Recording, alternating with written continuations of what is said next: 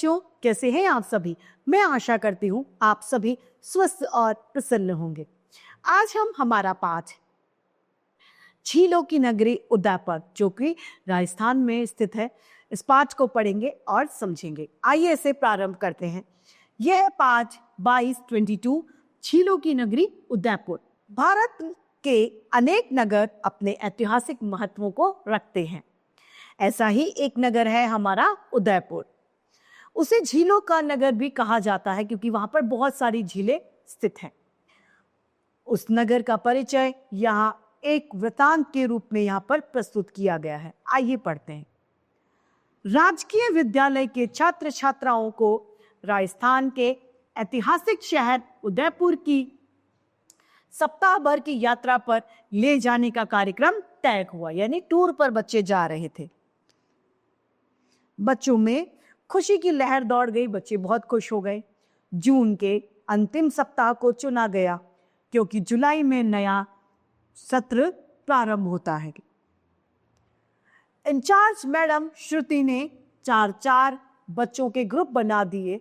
उन्होंने बच्चों को साथ साथ रहने व सभी को एक दूसरे का सहयोग देने के लिए भी कहा, यानी एक दूसरे का साथ दो और एक साथ में रहना।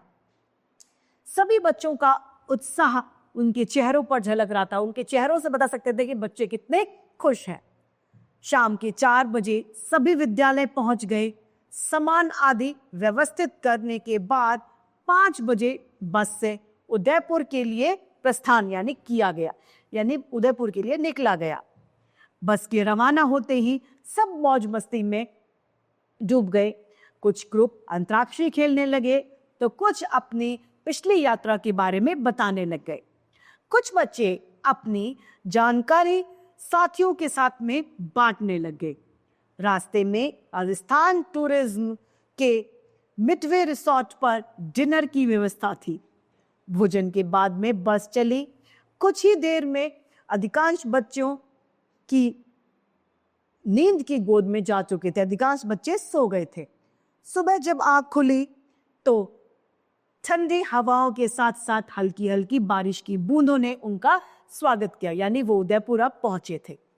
उदयपुर में पर्यटन विभाग के होटल में सभी के ठहरने की व्यवस्था की गई थी।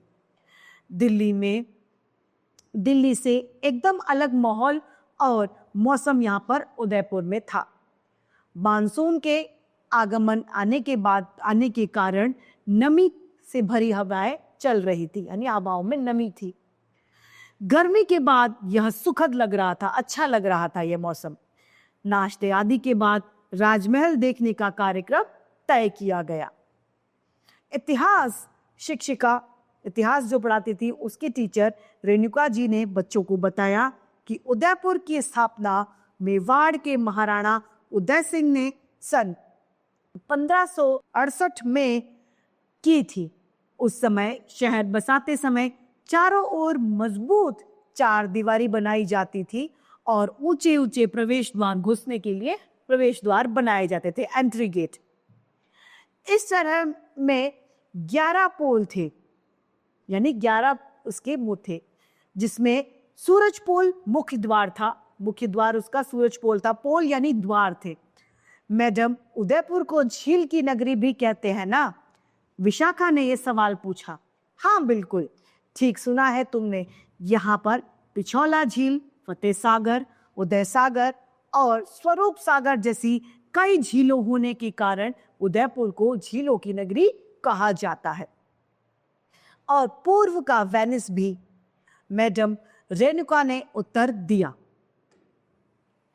बातें करते करते वे सब लोग पिंक सिटी पैलेस पहुंच गए। यह है उदयपुर का राजमहल, जिससे एक भाग में अभी भी राजपूत परिवार वहां पर रहता है। महल के कुछ हिस्से को होटल बना दिया गया है, जिसे होटल फतेह प्रकाश के नाम से भी जाना जाता है।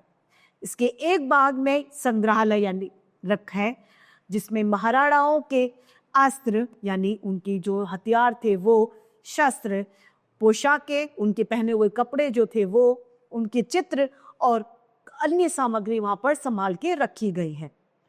धातु की बनी हुई महाराणा प्रताप की युद्ध की पोशाक यानी युद्ध की ड्रेस लोहे की बनी हुई थी। उनको देखकर बच्चों ने दांतों तले उंगली को दबा दिया। विवेक बोला, इतनी भारी पोशाक पहनकर वो कैसे लड़े होंगे? मैडम ने उन्हें बताया कि वो महान योद्धा थे, बलवान थे और वे शूरवीर व्यक्ति थे। दुश्मन से लड़ते समय वह जिरा बख्तर ही शत्रु के प्रहारों से उन्हें बचाता था। यानी वो पूरा लोहे का आवरण पहन लेते थे जिससे उनके शरीर को कम चोट लगती थी। बच्चों ने संग्रहालयों में उस स्थान, उस समय की पेंटिंग्स और हस्तशिल्प के नमूनों को भी देखा। महल के बरामदे में बने झरोकों से पिछोला झील का दृश्य दिखाई पड़ रहा था। झील के बीचों बीच सफेद सुंदर महलों को देख बच्चों की जिज्ञासा सिर उठाने लगी, उन्हें जानने की इच्छा होने लगी।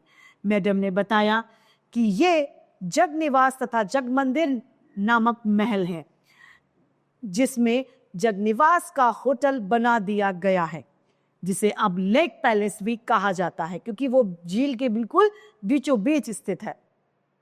पानी से भरी झील में सुंदर सफेद महल किसी परी महल के समान लगता है। दूर से दिखाई देती हरी हरी पहाड़ियां दृश्य को और भी सुंदर बना देती हैं। सिटी पैलेस से कुछ ही दूर पर जगदीश मंदिर, जो कि बहुत दर्शनीय है, देखने लायक है। इसे सन 1651 ईस्वी में राजा जगत सिंह जी ने बनवाया था।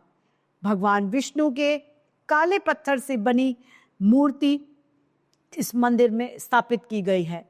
प्रांगण में यानी मंदिर की जगह में उनके वाहन गरुड़ की प्रतिमा बहुत दर्शनीय है, जो बड़ी अच्छी लगती है। मंदिर की दीवारों पर सफेद पत्थर की मूर्तियां उकेरी गई हैं, यानी उभारी गई हैं। पिछोला लेक के किनारे उदयपुर का महत्वपूर्ण हिस्सा बसा है। यहाँ पर उदयपुर के इतिहास को दर्शाती एक भव्य इमारत है। यहाँ है बागौर की हवेली। बच्चे जब हवेली में पहुंचे तो एक गाइड भी उसके साथ हो लिया, यानी गाइड भी उसके साथ चल दिया। उसने बताया कि सारे राजस्थान में जगह जगह महलों के साथ बड़ी बड़ी हवेलियां भी मिलती हैं। हवेली देखकर बच्चे बाहर निकले तो शाम ही हो चुकी थी। बाजार जगमगा गए, लाइटें जल गई, पैर थक गए थे, पर उत्साह भी अभी भी बाकी था, जोश पूरा भरा हुआ था। एक से एक सुंदर स्थान देखकर और ढेर सारी जानकारी पाकर सभी बहुत खुश हो रहे थे। होटल पहुंचकर मैडम ने सबको सुबह के कार्यक्रम के बारे में बताया और सोने से पूर्व डायरी में आज जो जो देखा उसका विवरण लिखने को कहा। अगला दिन सुहावने मौसम और ठंडी हवाओं के झोंके से शुरू हुआ। मौसम उस दिन अच्छा था। नाश्ता करने के बाद सब जल्दी ही एक सुंदर दर्शनीय स्थान फतेह सागर लेक पर पहुंचे। इसके बीच द्वीप पर छोटा सा सुंदर नेहरू पार्क है। उसे देखने तरुण बोला, वाह, ऐसा लग रहा है जैसे एक बहुत बड़ी चादर बिछी हुई है और उसके बीच में हरे रंग की सुंदर कढ़ाई की गई है। उसकी उपमा पर मैडम मुस्कुरा दी और बोली, चलो इस चादर को नौका से पार करते हैं, यानी अब हम बोटिंग करते हैं। नौका विहार करके बच्चे खुश हो गए। वहां से अगला पड़ाव था मेवाड़ के शूरवीर योद्धा महाराणा प्रताप का स्मारक, जो मोती सागर पहाड़ी पर है। हरे भरे बगीचों और फुव्वारों के बीच में चेतक, जो महाराणा प्रताप के घोड़ा था, पर सवार महाराणा की प्रतिमा को देखकर सभी रोमांचित हो गए। सभी को बड़ा मजा आया। इतिहास की पुस्तकों में पढ़ा हल्दी घाटी के युद्ध का नायक उनके सामने था, यानी महाराणा प्रताप की प्रतिमा। राजपूती आन बान और शान के प्रतीक महाराणा प्रताप को उन्होंने सभी ने नमन किया, नमस्कार किया। उनके पास ही महादानी भामाशाह की प्रतिमा भी थी।